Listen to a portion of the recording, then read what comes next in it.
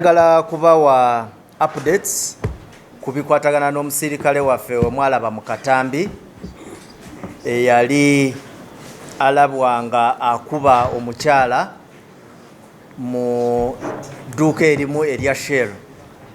ASP Clive Nsima yayita mu kagulika kooti ya police ku Lwokubiri ne Friday, naye sentensi ye mbadde sinaba kufuna briefing kuva mu kooti ezamuyisaamu, naye bwe banampa briefing nja kugibaleetera nga bannamawulire n'Abannayuganda ngibategeeze. Kyemanyiko is that today nga ebya disciplinary obitadde ebbali bagenda muteeka mu kagulika kooti mu luzungu ze tuyita criminal court, kubanga aweremba n'emisango gya poliisi ng'omupoliisi, naye ate waliwo n'emisango gy'aweremba nagyo ng'omunnayuganda eyatuusa obulabe oba we bakyuzinga nti yatuusa obulabe ku muntu omulala. Era wenjogerera leero we lunaagenda okuzibira ng'amaze okuyita mu kooti ya KCCA. Mwebale nnyo, mwebalire ddala. Waliwo ettemu lye tuli mu kunoonyerezaako ekyenjawulo ekituleeteddwa olyogerako nti lyabaddemu omuyizi wa myaka 17. Ng'ennaku z'omwezi 9 twafuna amawulire nti waliwo muwala oba essaawa ezo twali tumanyi mukyala yali asangiddwa ng'atemuddwa mu bitundu bya Kikumbi zooni mu Makindye Ssaabagabo mu Wakiso. Kunoonyereza kwe twakoze twakizudde nti ono gwe twali tumanyi nti mukyala mwana wa myaka 17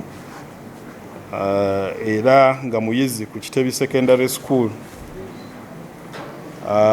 Gambibwa okuba nti nno yatemulwa mu ngeri y'okuba nti nno twamusangako enkwagulo ku bulago,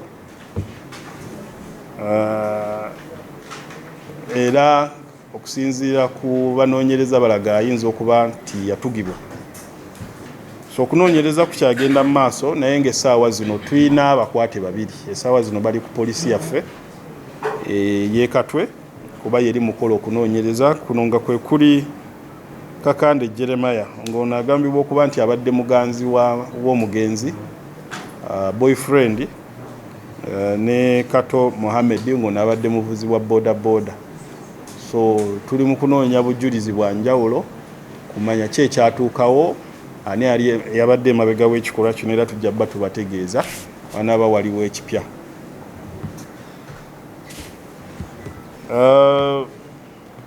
Lw'okuno lwa sabbiiti ewedde twafuna kye twandiyise mu mbeera ey'okugezaako okunyagulula omuntu,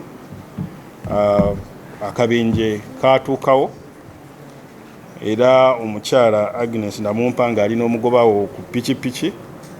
Abaava ku pikipiki omukyala ono Agi n'akuba omutwe wansi era olwali okumutuusa mu ddwaliro n'afa. Poliisi y'Ekira Division yategeezebwa eddwaliro eryali lifunye omuntu ono yali addusiddwa ku ddwaliro lyabwe okuba nti nno ataasibwa, eddwaliro TMR, era eky'omukisa omubi nti yatuukayo amaze kukola ki kuba nti assa ogw'enkomerero. Bategeezako poliisi ne tutandika okunoonyereza era omubiri ne tugutwala mu ggwanika e Mulago ne tutandika okuba nti tufuna statement.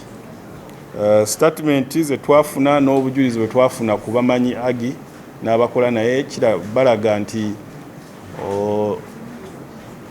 omukyalo ono agambibwa okuba nti no yalina ssente mu nsawo n'essimu, era ng'abazigu bano bagambibwa okuba nti no bajja bamugoberera kuva Entinda w'akolera. Olwali okutuuka mu kifo awo kuliraana Oryx Enaalya nga wakava mu roundabout watera obeerawo kajjaamu essaawa ez'akawungeezi ne bakozesa akakisaako kumusikako ensawo, era naye n'alema n'asigala ng'aginywezezza, era bagezaako okukozesa eryanyi bano ne bagwa. Jjukira kaba kasozi so bombi bano bagwa omugoba wa piki ne Agi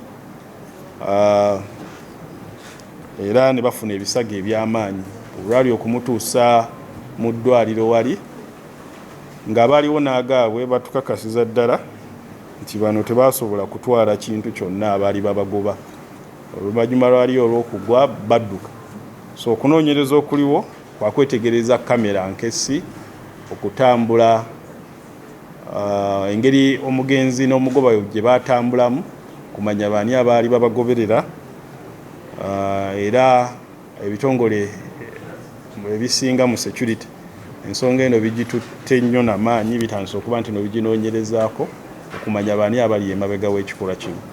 Obubbi buno bubadde bukendeeredde ddala naye tutandise okuddamu obulaba naddala ku stretch eyo eyannaalya butera obbeerawo era kyenjagala okakasa nti poliisi mu kitundu ekyo egenda teekawo deployment eri permanent ku makubo naddala mu kaseera aka traffic jam kuba abazigu bangi bakozesa akakisaako okunyagulula abantu abatambula abali mu mamotoka ate kati bataddeko n'okunyagulula abantu abali ku mapiki so kunoonyereza ku kyagenda maaso era tujja batwabulira ebisingako baana bawaliwo ekipimo.